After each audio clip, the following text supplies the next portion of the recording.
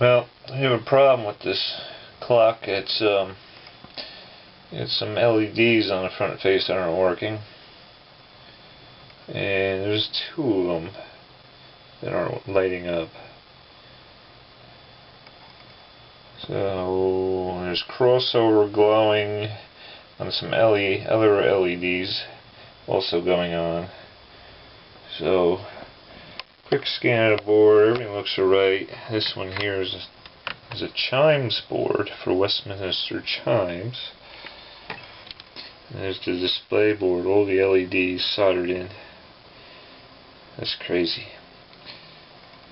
So it appears as two LEDs do not test right, so that's where we're going to start. Hopefully I can get this thing working with just replacing two LEDs. That would be very easy. And a little swinging pendulum board in the bottom with more LEDs. There you go.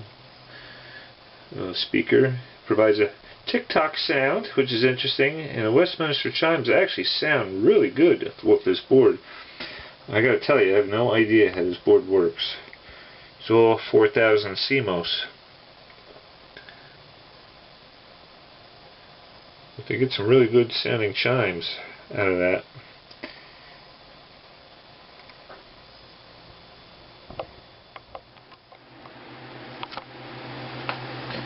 Yep, two bad LEDs.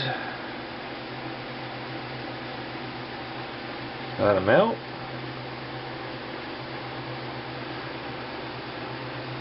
All our LEDs are in a row.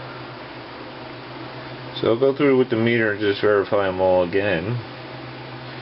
Well, not again, I didn't do that yet. I just went after the two that didn't appear to be acting right. It looks like there's some previous repairs here. Might try and clean the board up a little.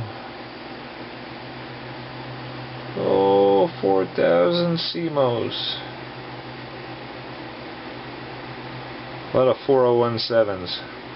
Pretty cool stuff. Well, two bad LEDs, a bad solder joint on that one there. And the next one over was a replacement.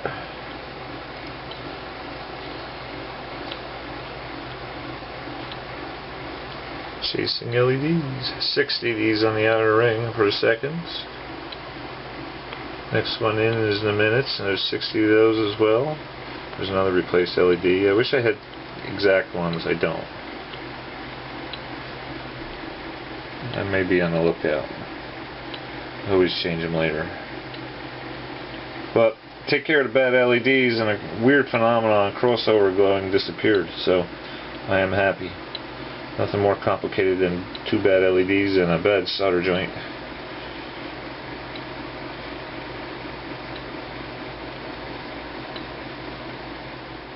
Beauty.